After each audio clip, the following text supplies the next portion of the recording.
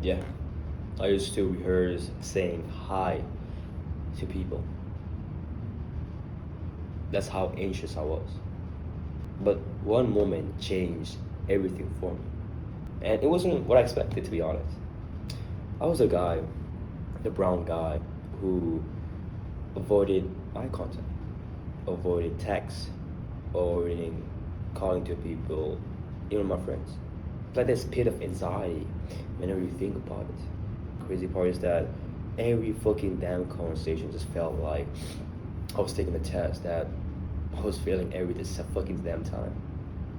A test that you cannot fucking pass. I mean, for me it was. I learned the way to how can I pass this test, right? What can I learn to pass this test? Some conversation starters, some confidence booster tips, right? I tried everything, but still, I failed. And here's something that fucking changed everything for me, and it will change something for you too. For me, my thing that is that I didn't want you to be the loudest guy in the room, right? Because sometimes they're just fucking annoying, right? I wanted to actually talk to people without feeling to have this pressure to actually just talk and feel at ease and enjoy and not feel like there is a need to talk to them. Why there is a need to talk to them? Like, why do you need to force myself to say something? And have you ever had this moment where it's like what you really want to say from in your head? It's like you cannot say it in words. When you do try to say the things, it comes out so bad that next time you try to do it, you just like fuck. Not this time. Remember what happened later, right? What happened that time when you tried to say the thing you wanted, and that's how your brain keeps you fucking trapped. And that's how you kept me trapped my whole damn life. It's crazy how it works. There's this moment that is a funny one, right? And also really life changing moment that it was an orientation for my college. So I was coming from Panama, that's the Latin country, to US. So it's a whole new different culture for me. Everything was new for me. People were new, and it was a whole new culture. Everything shocked. Everything was like, "Fuck, what the hell is this?" Right? And I did came here for the orientation, right? And it's crazy how those small things does still affects you. I was like, "Fuck, what am I doing? I don't want to go there." But my parents were like, "No, you need to go there to have better studies. You're gonna have more opportunities." But me inside, I was not dying because of that. Of course, I wanted that, but it's like meeting new people. It's like the first day was so fucking bad. It was bad. I didn't want to go to orientation. I was making so many excuses to not go there, and yeah. And when I did go there, I was in my own head overthinking every fucking thing, quiet, not doing anything, just stifled in my own body. That how bad it was. But then it's like when you are in your own head, you know what's going on outside, and you start projecting every single small thing to other people. You think that those people are judging you, they are like talking about you, laughing at you, right? But that's just your brain keeping you in your comfort zone. But I didn't know that at that time. But I was thinking like, what the fuck is going on here? And that was a scary shit in my life. And after having this orientation and everything, seeing the buildings, the rooms, and all that stuff, and then you have to go to your major building with your groups and everything.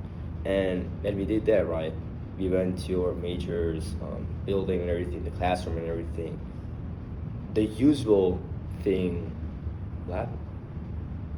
You need to start introducing yourself. Fuck that shit. I was like, oh hell, now I'm like, fuck. Worst nightmare, right? For introverts, worst nightmare. And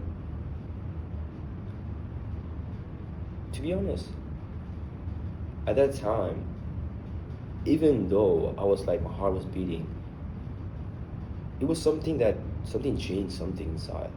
That from that place, everything started like really good, right? And at that time, even though my body was reacting a certain way, my mind was reacting a certain way, thoughts all over the place, thinking that, oh, how can I escape this, or what can I do to escape this thing, right? It was like I was absorbing everything.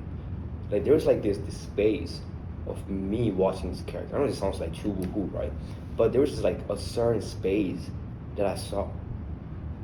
When I saw that, okay, I was beating. It was like a 3D perspective, like a character, right? A GTA character. Let's say you're playing a game, there's a character right there, and the player you are playing the game, you can see the things that he's going through. Doing the mission, killing people, right? That's how my experience was when I saw that. Even though before, in my previous school, right, it was the worst nightmare. I was like really inside and like anxious, and when it was my turn, I stayed quiet. But this time, I don't know what happened. It was so intense that my body, my real self had to like go back and say like, damn. I could clearly see how I was feeling, my thoughts. It's like, if I can see them, it wasn't me. And I was seeing those thoughts and my feelings. Even though those people were like saying their names and everything, right? I was like, wait, what is this fucking thing? It sounds so woo-hoo and spiritual, but when I was at that state, like it felt at ease. I don't know how I can explain this, but once you can see your thoughts and your feelings, right, you can actually, what do you call that stuff? You can relax because you're not identified to that thing. And once I did that for like just a few minutes, not a few minutes, but like a minute or so, I was calm.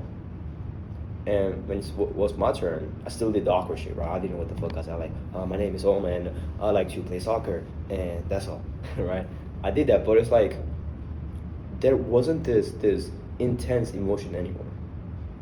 There wasn't this thing that made it even worse, because even before that, if my turn was there, I wouldn't say shit. I would just stay like this, like people looking at me, I would just like stay like that. But this time, I spoke up, even though it's fucking not the way I expected it to be, but I still did it. The subtle change changed everything for me. And from that place, I was like, wait, something changed. And from there, I was like, I need to find a way to understand this. Wait, what happened? What happened here? What the fuck happened? Even though it sounds so spiritual, woohoo things, right? And I started doing these things. I actually started doing this. Observing my thoughts, how I felt, right? And it's like when you do that, you just become more at ease and everything. Now you might be saying, oh, how can I use it in my conversations? It's like when there's an event that you think is gonna happen in the future, or if it happens at the end of the day, there's an event, what you can do is like become aware of that event. It's like easy, right? When you can visualize your event and stay with that event, right, there's gonna be a certain emotion, a certain tightness on your chest that's causing you to feel anxious and everything, and have those anxious thoughts. When you can not get rid of it, but can you stay with those emotions, it's easier for you to then go out there and actually talk to them, because you're not in your head anymore. The reason why your head in your head, if I can say that shit, right, is because of the way you feel causes the way you think. It's not the way other way around. It's because you feel a certain way. Now your body is like fuck, and your brain is like fuck. The reason I'm feeling this way is because of this person, because of this event, because that they look at me like that. It's not because of that. It's gonna justify why you feel the way you feel. Just absorb your mind. And when you can absorb that mind of you, right? This sounds so fucking out there, but once you start doing that, you're not being self-conscious here. You're being aware. There's a difference, subtle difference between self-conscious. Self-conscious, there's a judgment towards how you feel and how you think. Awareness, there's a neutral observation. A neutral observation. And if there's a judgment about that, you can't even watch that, right? And I'm going too deep here, but once you start doing this, once you like, nothing's gonna stop you, right? If there's an event that you're like really afraid to be, like let's say you have a Zoom meeting or an event to talk to, you can sit down, visualize that thing, and you're gonna have some certain sensations or emotions like, oh, I feel anxious right now. When you can feel that, it means you're getting good at it, right? But now, here's the tricky part. You just stay with that emotion for a few minutes to actually let it be, right? And when you go to that event, you're not gonna feel that same tenseness that you have done before doing this, if that makes sense. So here's the thing, do it. See how light, at ease you're gonna feel. Because if you can actually do that, do the worst outcome. Also, this is a good exercise. Imagining the worst outcome and being okay with that. That's what I teach my clients. Being okay with the worst outcome is like a cheat code. Now nothing can stop you. Of course, not gonna go like if you start thinking about worst outcome, you're gonna start acting that way. It doesn't really there. No. But what you're doing here is like tricking your mind into thinking that if I can accept the worst outcome, then nothing bad is gonna happen. If you're being okay, let's say there's an event, right, and you embarrass yourself by tripping yourself or something that you felt like really embarrassing, right? And when you're okay with that, and how you know when you're okay is when you don't feel that sensations you have, and you're okay with that, you can clearly see that you don't care anymore, and that's why you feel light. You might be saying, why do I need to stop caring about the worst outcome, right? Here's the thing. Here's the thing. Because our mind has three focus basically: positive, neutral, or negative. But your anxious mind, what it's trying to do for that event is thinking about all the negative things that will happen, and because of that, it happens. Throughout the whole time between that event, there's you thinking about it and causes you more to start acting that way. But when you can think about the worst outcome and be okay with that, the worst outcome and be okay with that, the other things dissipates and you act from neutral or positive. You're not fighting against yourself, right? You're not thinking fake positivity, being okay with negative, you basically become positive. That's your natural state. See how different it is? I know this went like all over the place, but if you can grasp this, right? Just this takeaway from this video is like the worst outcome of the conversation or something. And being okay with that, everything changes. It's easier said than done, of course, but how simple it is. Our brain likes to have all these complexities. I need to learn this, I need to learn that, I need to learn this conversation starts and all that shit. But the more you learn this shit, you're learning from this anxious perspective because you want to not fail. You want to learn this because you don't want to fail instead of succeeding. So yeah, if you felt like you want to actually skip this fucking whole thing, feeling all the way anxious and all every time, right? Throughout your day, small interactions, big things, just like you fucking small every single time. And it's like, damn, I just want to live a fucking normal life where I can talk to people and express myself, right? Without having to always fight against myself. If that's something you feel like you relate to, and I will 100% recommend you to book a one call where we can talk about this. If that's something that sounds like you're up for, I'll see you there. Everybody else, take it, right?